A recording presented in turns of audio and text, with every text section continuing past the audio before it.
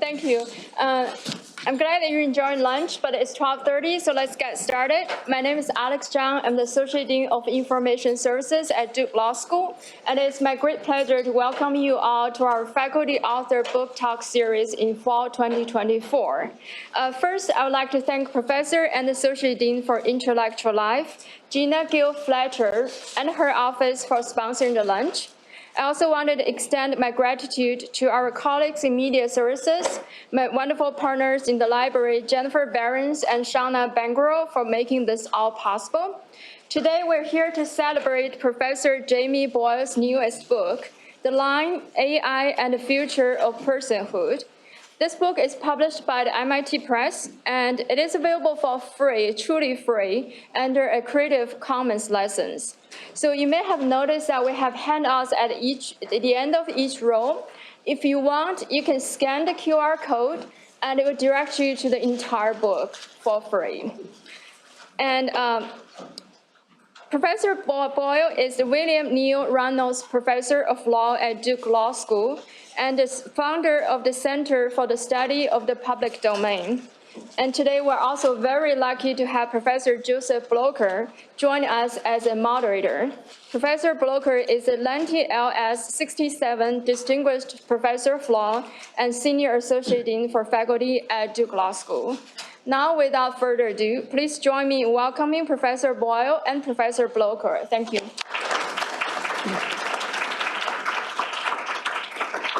Thank you very much, Alex. Thank you all for being here. Thanks to everybody who helped put this together, and thanks especially to Jamie for giving us a reason to get together by writing this fantastic book. It's my honor and privilege to be interlocutor today, which means I get to discuss this amazing book, which you can all now download, The Line, AI and the Future of Personhood.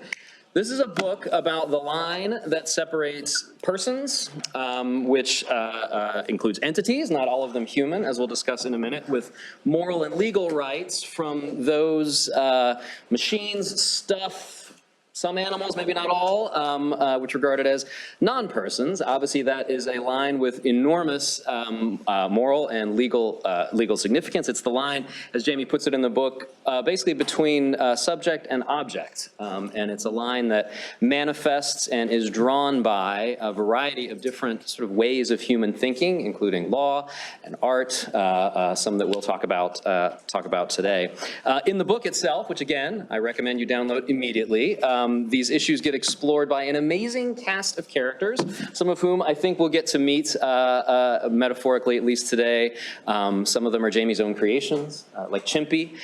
Some of them are very real people at the center, people and non-people, persons and non-persons, at the center of modern debates, including the former Google engineer Blake Lemoine. Some of you may have seen Tommy, who's an actual chimp, who plays a major role here. Some of the thinkers that you will meet in this book range from Adam Smith, Samuel Butler, but also people like Rick Deckard and Roy Batty, who we might get a chance to talk about as well today. Some of the passages in this book were written more than a century ago, feel like they could have been written just today. But I'm just describing what it feels like to read the book. The substantive insights are best explained in Jamie's inimitable words. So the way we're going to do this today is a little bit of Q&A conversation up here, and then we'll save plenty of time for questions from the audience. So please get them queued up. Let me start, I guess, with kind of an origins question, a question about time and timing, where the book sort of comes from.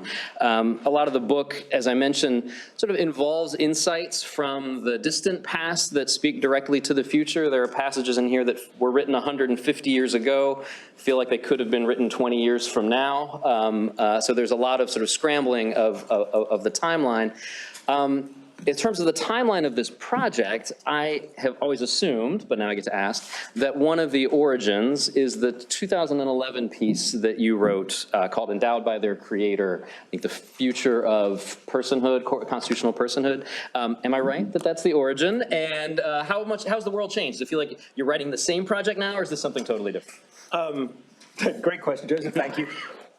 I first started musing on whether or not artificially created entities could have any kind of legal rights in a book I actually published in the late 90s, Shaman's Software and Spleens, about a genetically engineered chimp that was guaranteed not to form unions and was extremely biddable.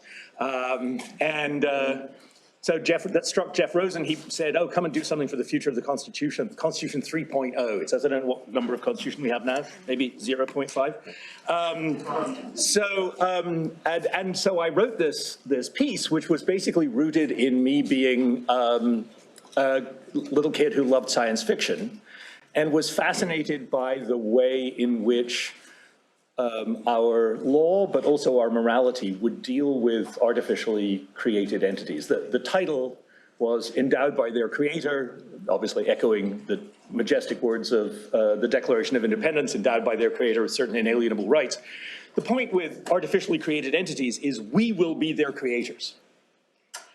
And so can you ever fully recognize consciousness, autonomy, personhood in an entity whose being you have brought about? Parents in the room, ask your teenagers. They will tell you not nearly enough. That struck me as a question that was fascinating, and I wanted to look at it, and this responds precisely to what you asked. I wanted to look at it to see what our sort of operable tests were. People talk about the Turing test. If a machine can talk to you and you don't know that it's a machine, that's enough to show that the machine is thinking.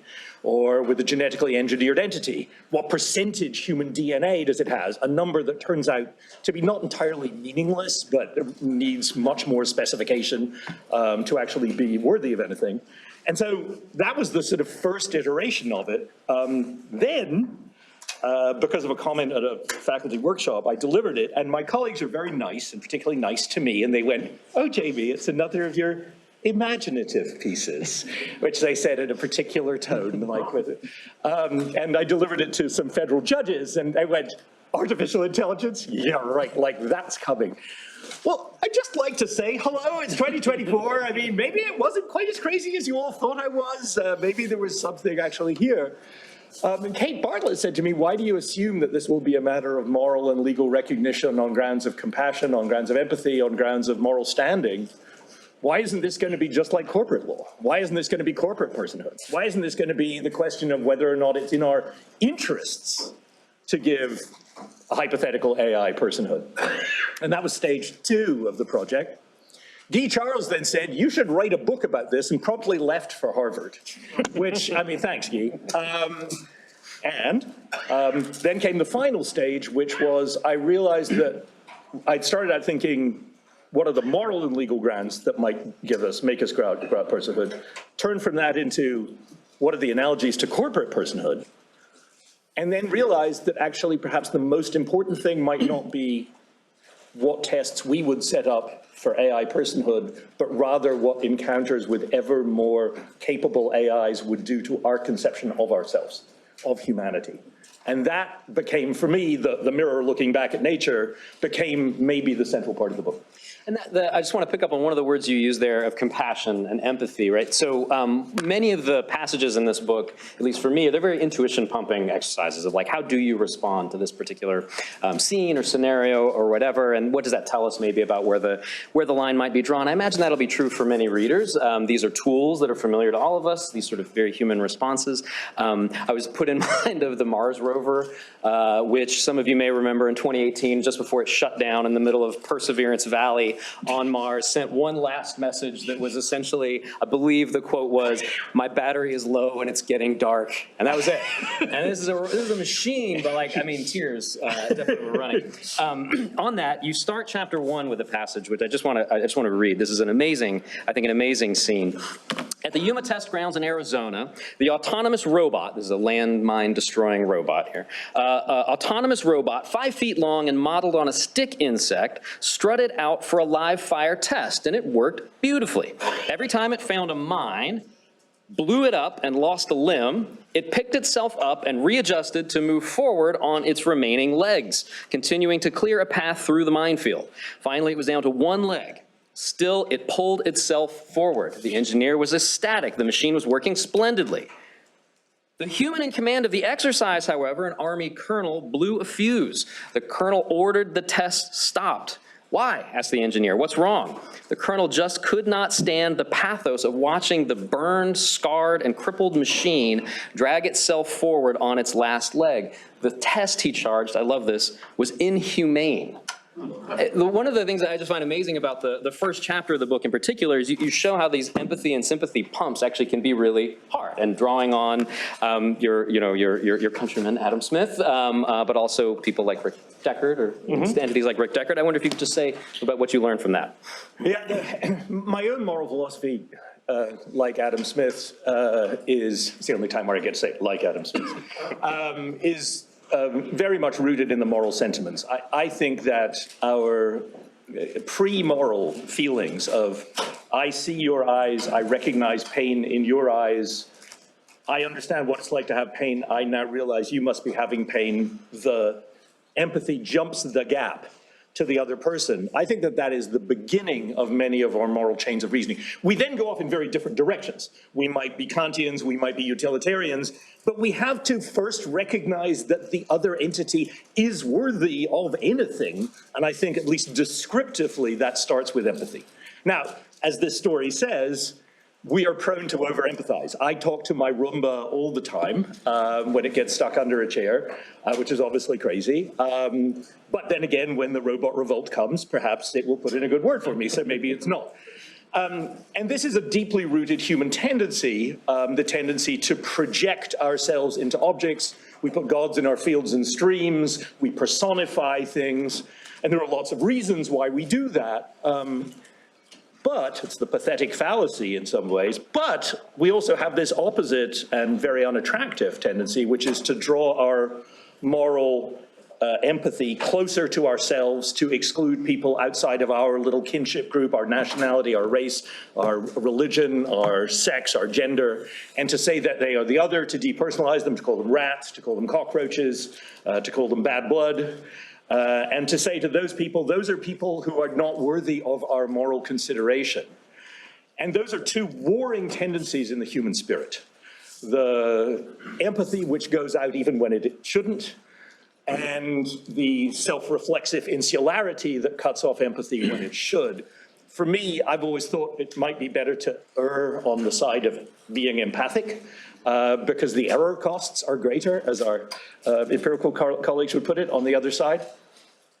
So as I started to think about that and think about the book, it occurred to me that one of the main ways in which, whether or not we should, that we would start having feelings about, am I acting rightly towards this AI, is because the responses it gave us triggered something in us going, that's not just a script, there's something in there. Or look at a machine that is maybe the caregiver for your grandmother, who has conversations with it, who is in fact her most significant interlocutor. I think most of us would struggle not to put a little bit of projection in there. And so I discuss in the book how that might lead us to err, to go wrong, but I also think that that process will inevitably start our tendency to say, well, let's reassess this. And when I first wrote this, thinking about AI and interactions with AI was indeed just pure science fiction. 100 million people have had conversations with things like ChatGPT. Now, ChatGPT isn't conscious, and I don't think you should be empathic towards it. But there's 100 million people. This is no longer a philosopher's conceit. This is an actual embedded experience that hundreds of millions of people have had, and that's only going to increase. So I thought what I should do in the book is to try and chart out what that path probably would look like and what it should look like. I want in terms of operationalizing things into tests, like one of the tests which you spend some time discussing on this exact point comes from the movie, well, originally the book, Do Androids Dream of Electric Sheep, and then the movie Blade Runner, that being the Voight-Kampff test. Can you say something about that? Just for anybody who has not seen the movie or read the book, this actually is a major point. Yes, and if you're choosing between reading my book and watching Blade Runner, there is no choice. Go watch Blade Runner. The original one, either the final cut or the director's edition.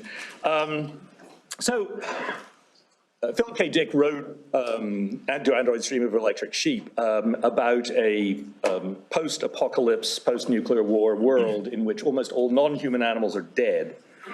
Human beings are fleeing to the off-world colonies. There's so few animals, they've actually created mechanical replicas of them, which is a status symbol there. But they've also created things called replicants, which in the book version are actually sort of robots, androids. In the movie version will become genetically engineered entities. And those entities are given a limited lifespan, and they're also not allowed outside of the dangerous jobs in which they are employed.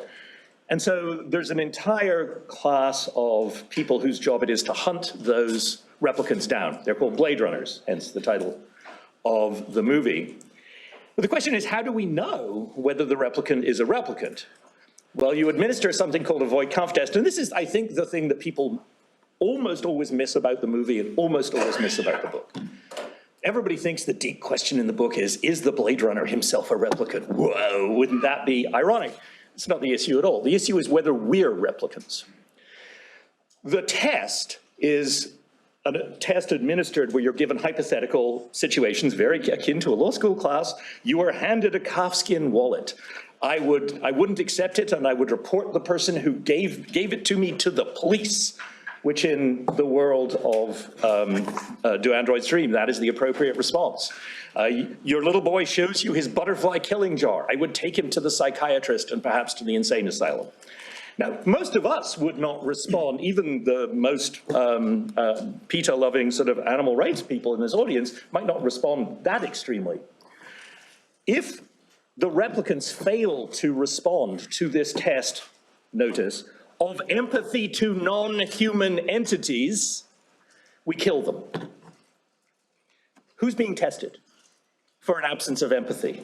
Is it the replicants or is it us? It is, of course, obviously us. We have failed to realize that we've arbitrarily set up a line valorizing one set of non-human entities, animals, even artificial ones, but saying that other ones, because they fail to have exactly the contours of empathy we have, are not worthy of our empathy and we can kill them. That's what Blade Runner was about. That's what Do Androids Dream is about. They're about our radical ability to circumscribe our empathy and to do so blindly to the point that almost everybody still says, oh yeah, the book is about whether Deckard's the movie's about whether Deckard's a replicant, and don't see this deeper irony. So I thought, what a great beginning for thinking about, in the way that Blade Runner makes us do with these hypnotic scenes of flashing images of a marionette, a waxily perfect dancer, a person doing gymnastics, a killer robot. They're all the same entity.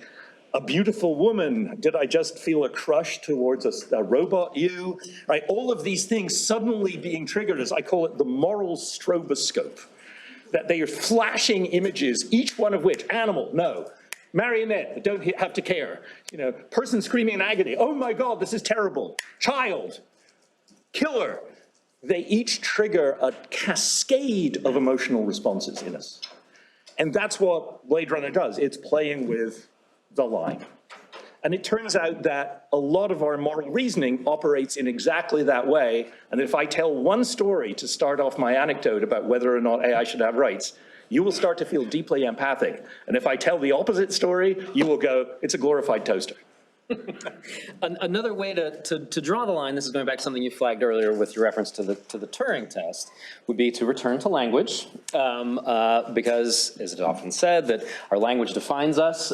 If that is true, and if AI, let's say general AI, wherever it is down the road, can master language, that is, after all, how most of us and these hundreds of millions of people you mentioned will interact with AI.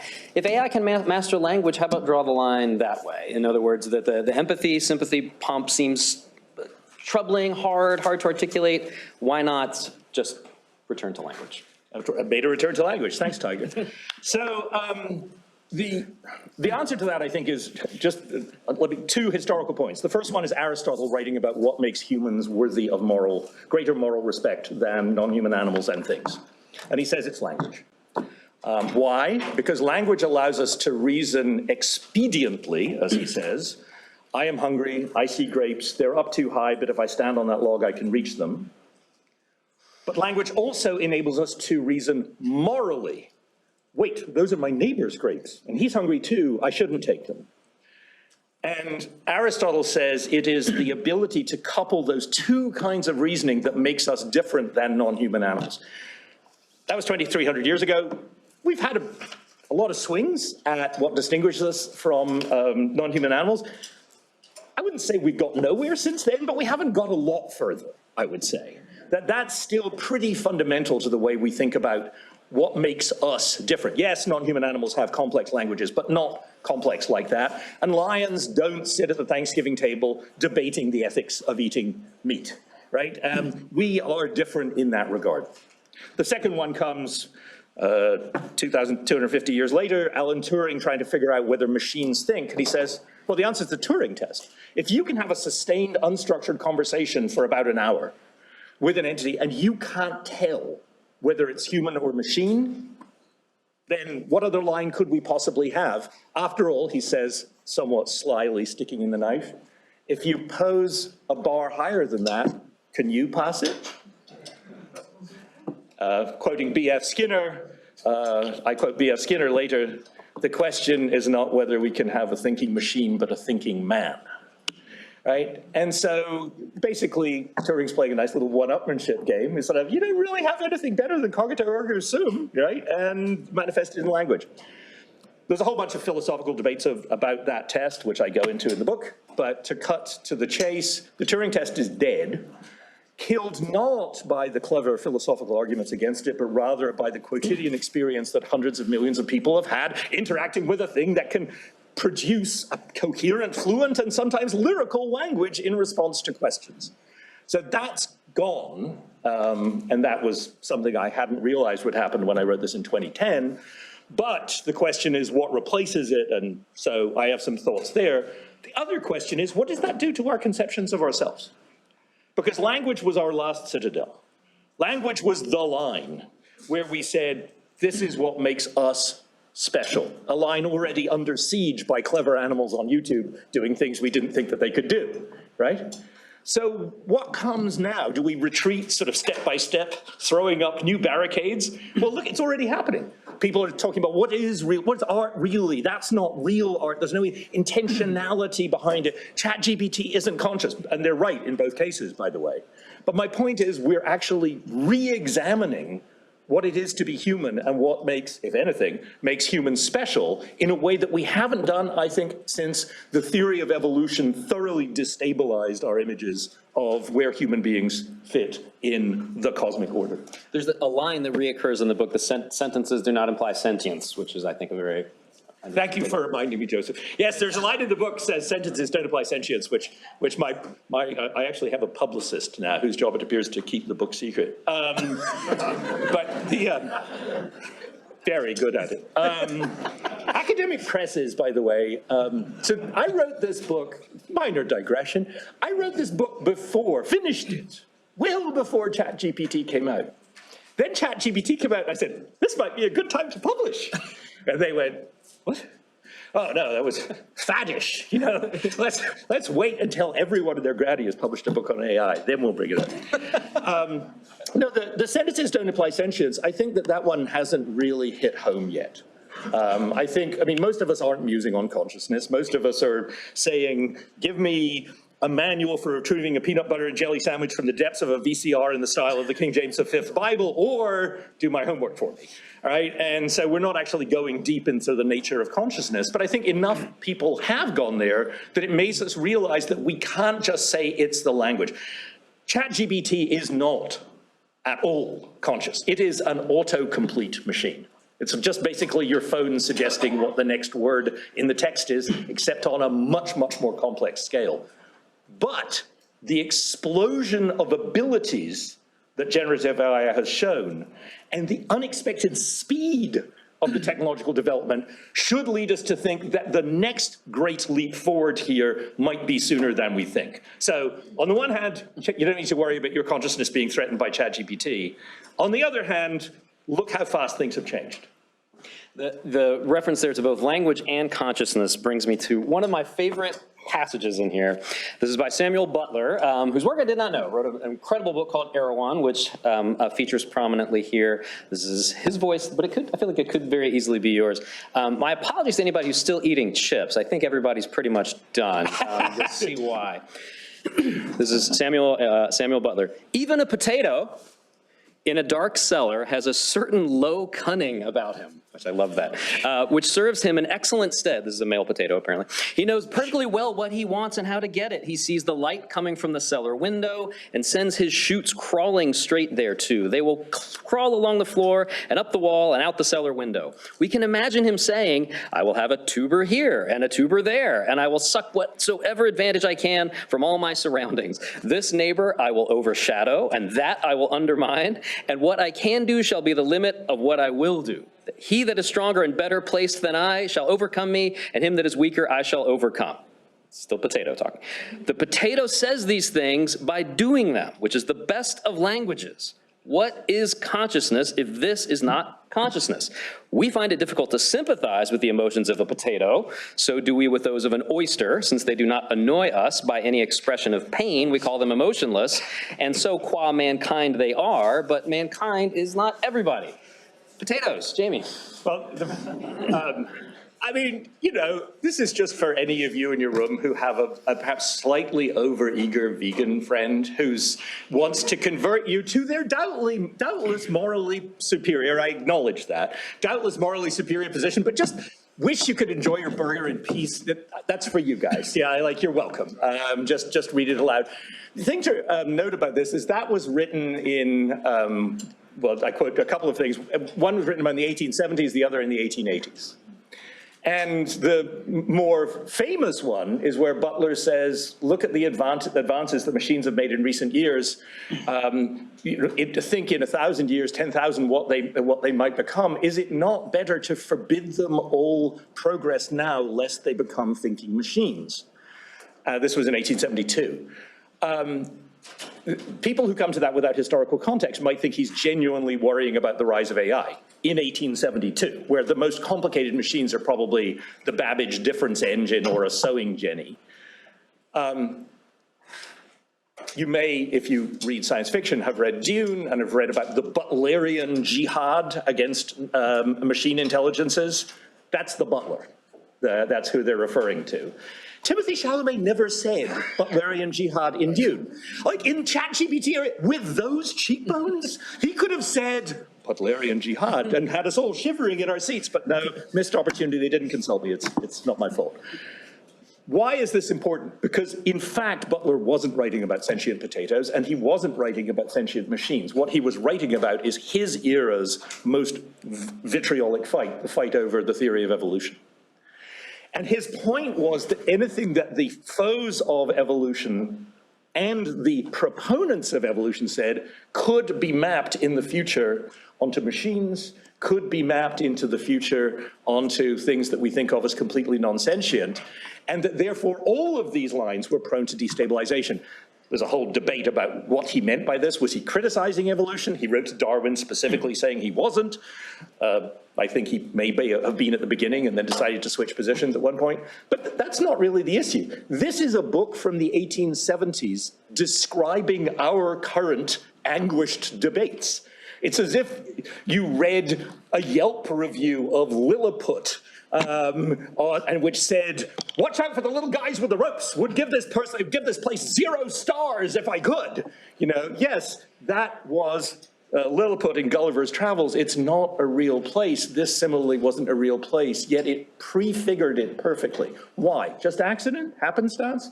No, I think because the two moments map onto each other precisely. The reasons that the arguments that say machine intelligence is impossible fail, and you'll have to trust me that the proof is in the book, is because they are exactly the same arguments that consciousness could never arrive in an entity that evolved from pond scum.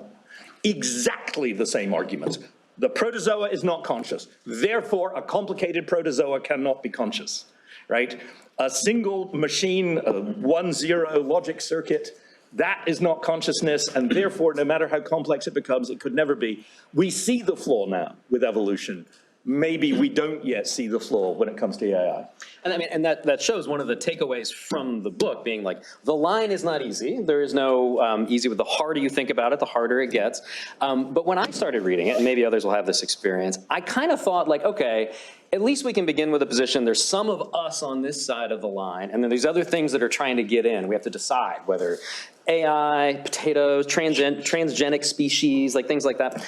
But as you point out in the book, and in a moment reflection may show, there are lots of non-human persons who get at least legal rights, including constitutional rights, and have enormous influence over, for example, how our democracy is shaping out these days. The most obvious example there, probably familiar to all of you, is corporations, which have some constitutional rights, and which chapter 3 of the book describes as a non-human person, at least for some legal purposes. Can you tell a little bit about how that sort of story comes about? Sure, and I mean, so the insight, as I said, I'll credit to Kay Bartlett, was you've got to think about this other alternative line, according to, or I should say arc, according to which we might think about personhood for AI. We need something to sue when the self-driving car goes off the road, right? This is a better way of organizing capital. If we need the same things that we needed with a limited liability corporation, we need to make social bets. Some of them will fail. We want the fallout from the failure to be limited, but still to be adequate for us to continue. All of those things could apply to AI. Couple of possibilities. One is that the AI is just incorporated, and Bob is the figurehead as the CEO, but everybody knows that the thing that is actually doing the decision is the AI decision-making program underneath. And I think that's the most likely. We almost have that right now with high-speed frequency trading firms, because their algorithms make decisions at speeds no humans could ever review. So effectively, we have ceded it to a very non-sentient algorithm that could only increase. The other possibility, and the EU even suggested doing this in a draft, was that we might actually want a custom-tailored personality specific to what we thought was special and different about AI. Again, not for reasons of empathy or whatever. The reaction to that when the EU floated it was horror, and I think partly based on the intuition that when you start talking about personhood, you say you're just talking about legal rights, but you're going to morph over into moral recognition, political recognition, and political and constitutional rights soon enough. Joseph Story reassured us that just because entities have no, corporations have no, are immortal and so forth, doesn't mean they are persons, doesn't mean they're ever going to have political rights. Well, I have a case I'd like you to read. It's called Citizens United. So obviously, corporations, I thought, would be this great place to go back and look at how we made those decisions historically.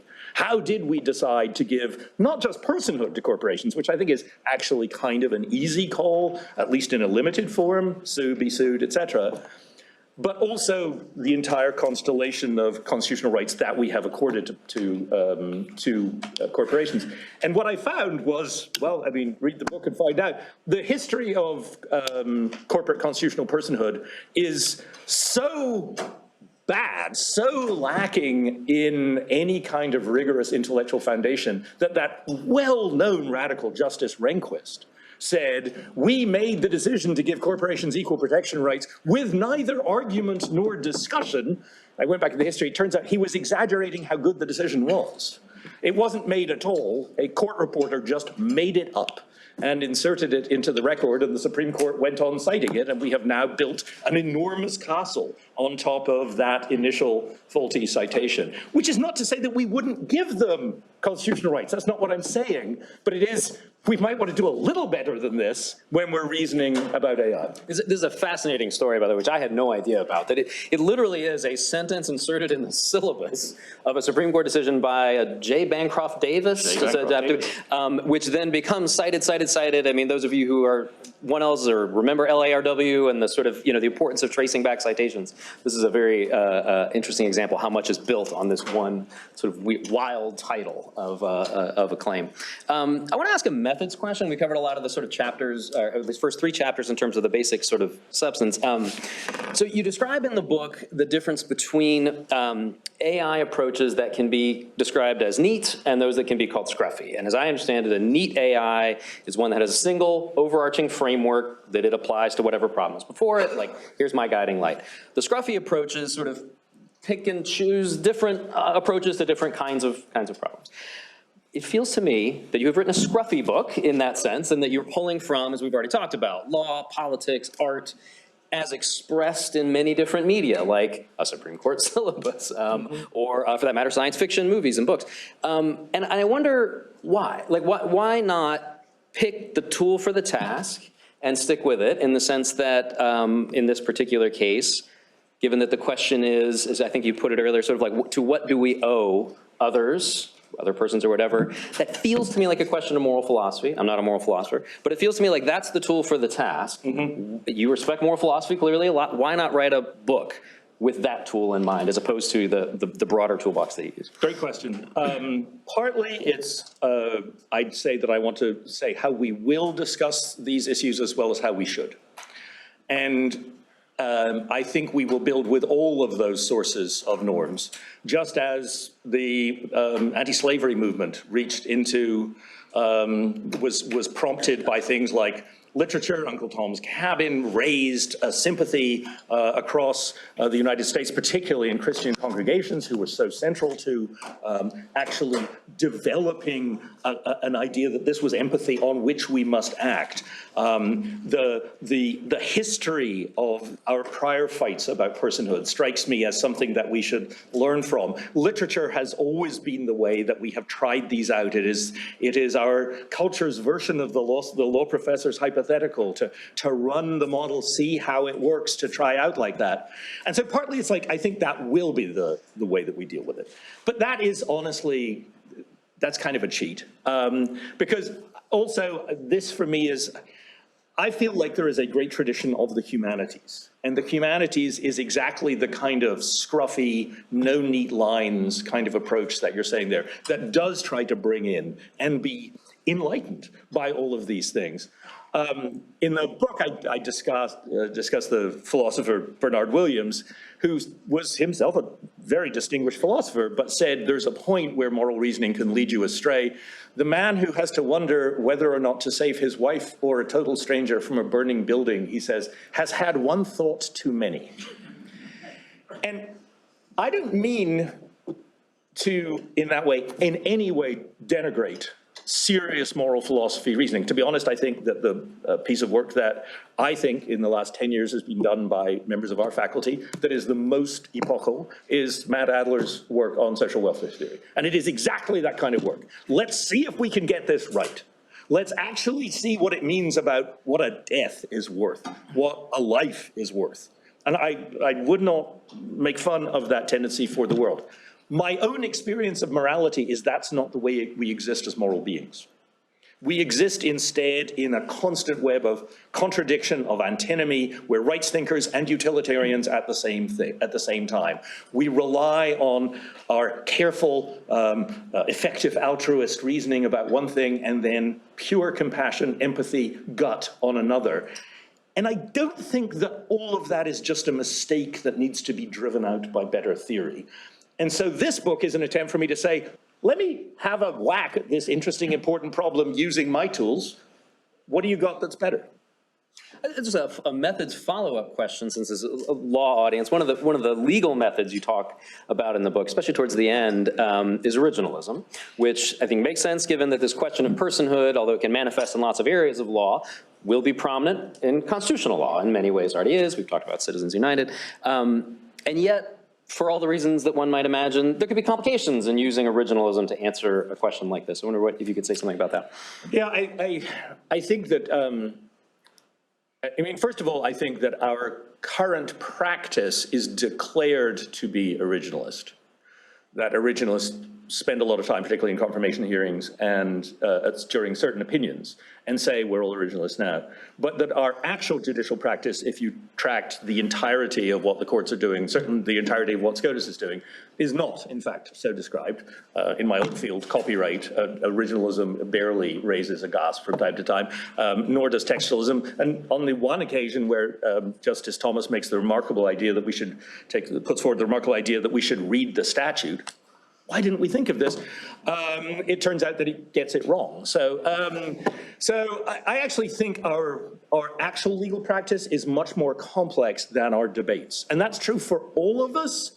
Whether you identify as an originalist or an anti-originalist, you will find non-originalists using originalist arguments and vice versa. I think it's a richer background. I think that that would be an environment in which this might be more robustly discussed, because I do think there are things that court cases do very well. They are sort of conflictual, improvised theater over matters of great public import. There's a reason that literature focuses on cases, right? It's the clash of ideas, of morals, the Dreyfus case, right? The Scopes trial. I think that cases bringing up these things could be an important way for our culture to decide it, even if they were not and should not be the forum in which those issues are finally decided, but rather ones where they are presented, aired, different points of view put forward in a rigorous environment where you can't just make shit up, to use the technical term. So I think originalism may make that harder, because I think originalism can give a deceptively simple and easy answer, which is what I got when I first presented this to federal judges, which is rights are for humans, and then another one added, naturally born of women, just to sound a little bit more biblical. So not quite sure how stringent that is, but and so then the second thing I think is that this debate, Joseph, and this is where it will really come up, this debate will inevitably pull in our other debates. Out there, some of you have views about corporate personhood. Some of you have views about fetal personhood. Are those views implicated in this discussion? So you might think, well, the liberals are going to be gung-ho for this. I mean, the next stop on the purring monorail of enlightenment, you know, just extending rights to one more oppressed group. Look not on the shininess of my metallic carapace, but rather the contents of my silicone character, right? This is going to be the next great civil rights movement. And I think that's plausible. Or you could also see liberals go, oh my God, this is Citizens United on steroids. Artificial, immortal, brilliant entities given great rights that can outcompete us in every regard. And what's more, this is clearly a disguised ploy for fetal personhood. And those debates will be pulled in, and I can say this confidently, because they already have been pulled in to the debates about machine rights, and originalism is kind of a spoke in the wheel there. And actually, your answer to that question is already sort of pushing to what will be my last question, then we'll go to Q&A, because some of what you're articulating there, I take to be the conclusion of the book. I mean, and this is a disclaimer for a book with a title like The Line. It may sound as if there's like a simplistic, like what can be simpler than a line? There's going to be like something that divides one from the other. But of course, as you all have picked up, this is not a book that says, oh, here's the flow chart, or here's how you answer. But in your answering the originalism question, I took you to be sort of gesturing towards like, here's where things are going. Like, here's not the answer, here's not the actual, there is just one line, and here's how you derive it. But the tools, the debates, what are the main takeaways, questions you want to throw to us before we go to Q&A? Well, I'll throw one sort of methodological question, which I think those of you who are interested in the moral philosophy could look at, which is, like everyone, moral philosophers fight the last war. Generals fight the last war, moral philosophers fight the last. The last war is the war over animal rights or animal interests, depending on whether you're a rights theorist or a utilitarian. And in the course of that, moral philosophers have, rightly, in my view, said that we shouldn't just focus on the fact that we are genetically human and say, that's it, we are special and we're above and you're not, and everything below us in percentage of DNA has automatically no rights. And they go further and say that that's just as bad as racism or sexism. Saying I'm a human and so I deserve rights is just as bad as saying I'm white and I deserve rights, or I'm a man and I deserve rights. It's a morally irrelevant fact. And there I find myself going, morally irrelevant? It's interesting. They're saying, no, you should be looking at the capacities that we have, the mental capacities, the cognitive capacities that make human beings, if they do, different from other non-human animals. And wherever we find these, human or non-human, we should recognize them. And that makes a great deal of sense. If Data or Mr. Spock from Star Trek appeared, we wouldn't go, well, you're not human DNA and you're a machine, so off to the gulag, right? We would presumably say, you have some reasonable moral claim on our consideration, on being treated equally. I think the concern for me is that way of drawing the line perhaps gives up a little bit too much for the move for universal human rights for all human beings, regardless of everything, in particular, regardless of their cognitive capacities. Lawyers fight fights in history, maybe a little bit more than moral philosophers do. And there's a really important reason why it wasn't human rights for smart people. And it's called eugenics. It's called Nazism. Right? And the idea that we should be keying moral consideration to some criteria of mental capacity, we've been down that line. It's not a good line. Now, the moral philosopher goes, well, it's pretty hard to figure out who deserves to be in or not. So out here in this audience, some of you probably don't deserve to be in. You're probably not, operating a high enough level. What the hell, we'll let you all in. I find that a morally unsatisfying response. So I personally argue for a hybrid response, which both says everyone who's inside the human line is inside the human line, but also that those rights should be accorded to others. So you can check that. But I think the thing that you're referring to is, this is what I put in the very conclusion. Everything I've said in this book should show you the uncertainty in the search for artificial general intelligence. We've faced the issue of technical feasibility. We don't know if, or most likely when, we can. Then there's a puzzle of very different methods by which we might achieve it. We don't know how. Then there's the vexed question of consciousness or of being. We don't know whether it thinks or just parrots, nor can we know what form it takes and what methods it should choose to achieve it. We won't be able to answer that question. Then there's the question about whether or not it's going to kill us all in our beds. There are existential risks. So technology, ontology, epistemology, existential threat. This is as deep and difficult a set of questions as human beings have ever had to wrestle with. And I'll stand on that one. But at the end of the day, we're contemplating a question that should humble us, whether skeptic, true believer, doomsayer, or something in between. For the first time in our history, Homo sapiens, the hubristically self-labeled thinking animal, might not be alone in philosophizing and creating art about the meaning of life. Entities we create might one day have their own version of Flaubert's lament about the inadequacies of language, their own attempts to draw the line. Think of what that might be, what that means. There might be an entirely new group of highly intelligent, conscious, abstract language-using persons joining us on the planet. Are they? Will they? Can we risk finding out? It would take a poor, crabbed, and stunted imagination to find no wonder in those questions, despite our uncertainties.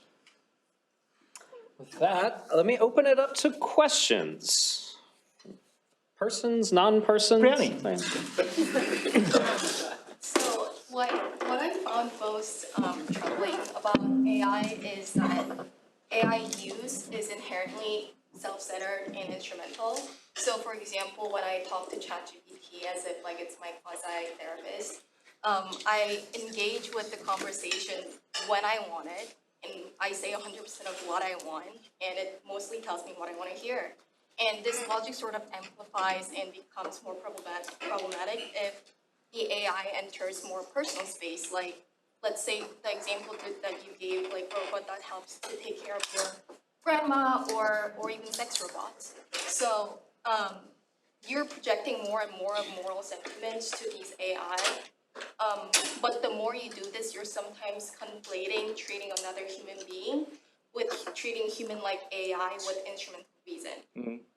So what should the law do about this with regards to potential rights to AI?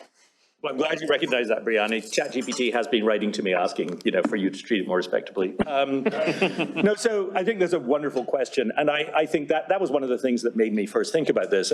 Brianni wrote her thesis on sex robots. And it's a fascinating thing, a fascinating issue. Jeannie Suggerson wrote a nice article on it. What does it do to us to treat another entity with human-like capacities, whether looks or thought, as if they were purely instrumental, purely a slave.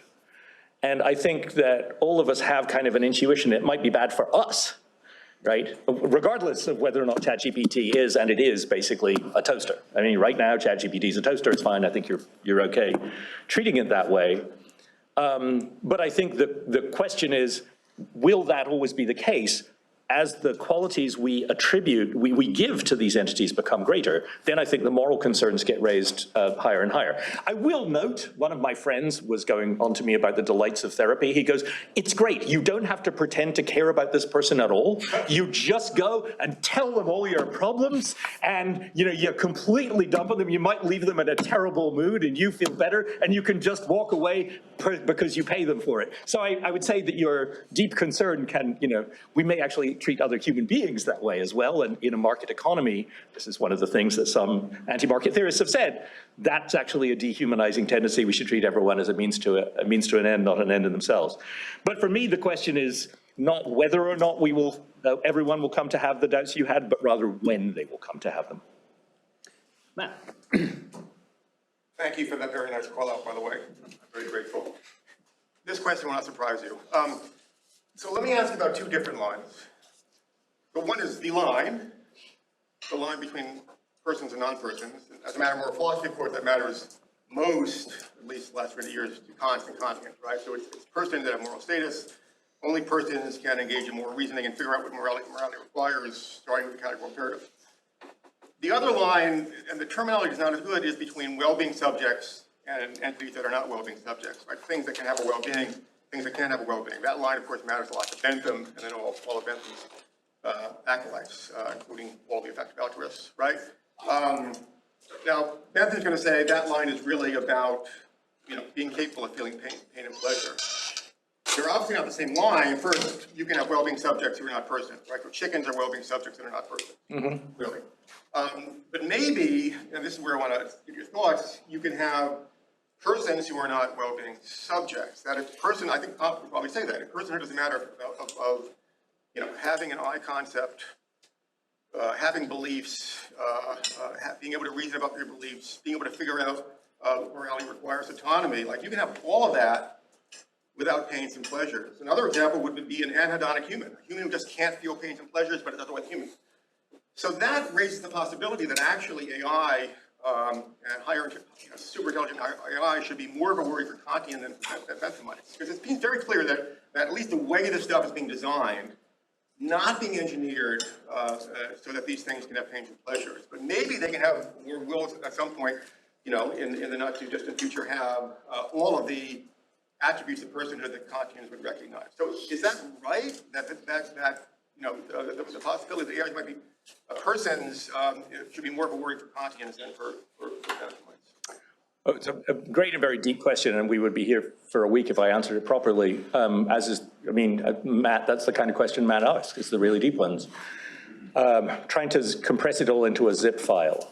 I wouldn't be quite as categorical in saying that artificially created entities aren't going to have analogs to pleasure and pain, because it turns out that with some of the most useful, that's a fudge, forms of AI engineering, reinforcement learning is one of the most important techniques we use, for example, in developing neural nets.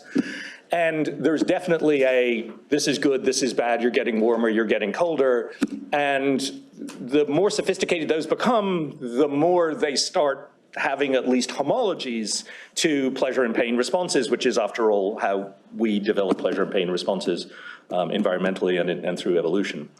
The second point I'd say is, I think that Bentham actually gives us two possibilities there. One is, why should the law deny its care to any suffering being? That the question is not, can they think, but can they suffer? I think he was saying that alone is enough to ground our concern. But I think he would agree, as you would, I think, say that the fact that a particular entity has the possibility of a greater horizon of pains and pleasures is enormously morally consequential. The death of a child tears at a social fabric that affects hundreds of people. right? It is, cataclysmic. Plus, there's the foregone things that that child could have grown into. And so I think Benthamism, as I understand, it's perfectly consistent with tracking out those kinds of things. So I think there's a little bit more of a merging of I know one's supposed to never cross the streams, classical reference, but I think that there might be a possibility here. Finally, I think it comes back to one of the things I say in the book, which is one of the truly weird things about this is in the past, we've had fights about whether members of our own species deserve personhood. But we couldn't design them so as to be just over or just short of whatever line we choose. And whether the line is pleasure, pain, or whether the line is personhood implying moral choice, we may, it depends on what form of AI development we follow, we may have that choice.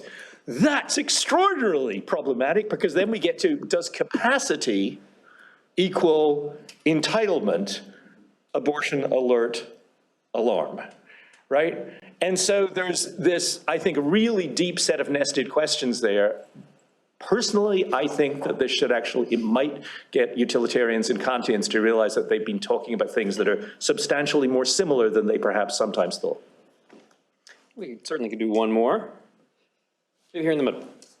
I'm sure you're aware of the recent tragic case where the 14-year-old boy committed suicide as a result of an interaction with AI. And among the many emotions that sparked, that got me thinking about liability and agency in this sort of situation. I mean, we're talking about ascribing personhood to AI, which means giving it the rights and protections that are inherent under our laws, which I think also means ascribing it the same kind of agencies and liabilities that are implicit in that. And I mean, I just sort of wonder, I mean, what do you do with that? You can't put an AI in jail.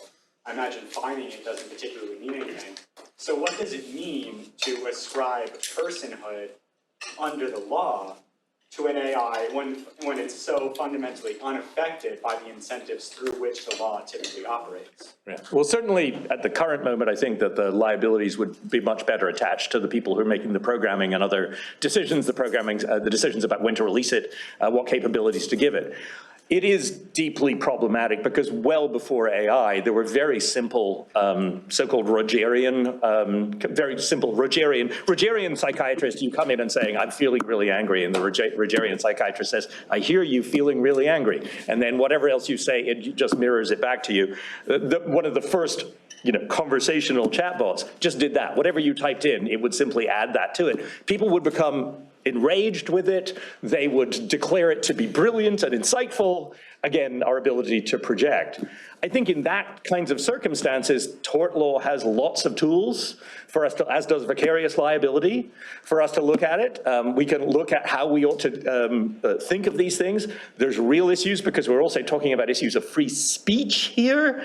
And so putting liability on someone because their words might make another human being make a bad decision, see politics contra, right? So there's a whole cluster of issues there. But I think right now, the issues are basically, should be focused on the corporations and programmers that develop it. Down the line, no pun intended, I think that the question that you're actually posing, which is a vital one, will come into view. I think we might actually be able to sneak in one more question. Stuart, did I wait till just you got your mouth full of food? You're good. So rare for me. I know. Shocking. Yeah. So, it's been months since I read the Bulldog edition. But I'm going to, when you said about consciousness, just sort of reminding me of this, not only the question of how we figure out, draw a line of what we think is conscious and what is not, but I'm wondering if you've changed your thoughts at all, your thoughts have developed about how it is that we have this emergent consciousness and what we mean by that. In some ways, I think one of the underlying puzzles of the book is your protozoa point. It's actually not about AI, it really is. Yeah. How did consciousness ever emerge in us? I'm just wondering if your own thoughts on that have changed over time as you've been working on it. Well, I think one of the fascinating things, and for me it was reassuring because I continue to believe that I have consciousness, is one of the fascinating, I mean, I think cogito ergo sum is kind of where we all begin. Even behaviorists who say they don't begin there actually begin there. Otherwise they wouldn't get so angry about being right. So Right, I mean, like, at some level, like, why would you care? I mean, none of us, there's no consciousness here, don't get upset about it. So my thoughts have changed. What fascinates me is that we have a number of theories of consciousness now put forward by neurologists and computer scientists. And don't get your hopes up, as one of the most distinguished computer scientists says, all the theories are wrong, which I think is a nice beginning to the field. But what's fascinating to me is that the vast majority of them don't start by assuming that there's no such thing as consciousness, but rather start from the idea that consciousness is real and we have to figure out how interactions in the brain could actually give rise to it, whether it's integrated information theory or global neuronal workspace theory, which imagines our consciousness is basically like a desk, and we better hope that it's not my desk, because it would be very messy. And then pulling different abilities and different reasonings and memories and sort of into the center, and it's only when you're in the spotlight, so to speak, that it actually acts as consciousness. But what's interesting to me is that all of those theories, only a very small minority start out with illusionism as their basis, which is just there is no such thing as consciousness there.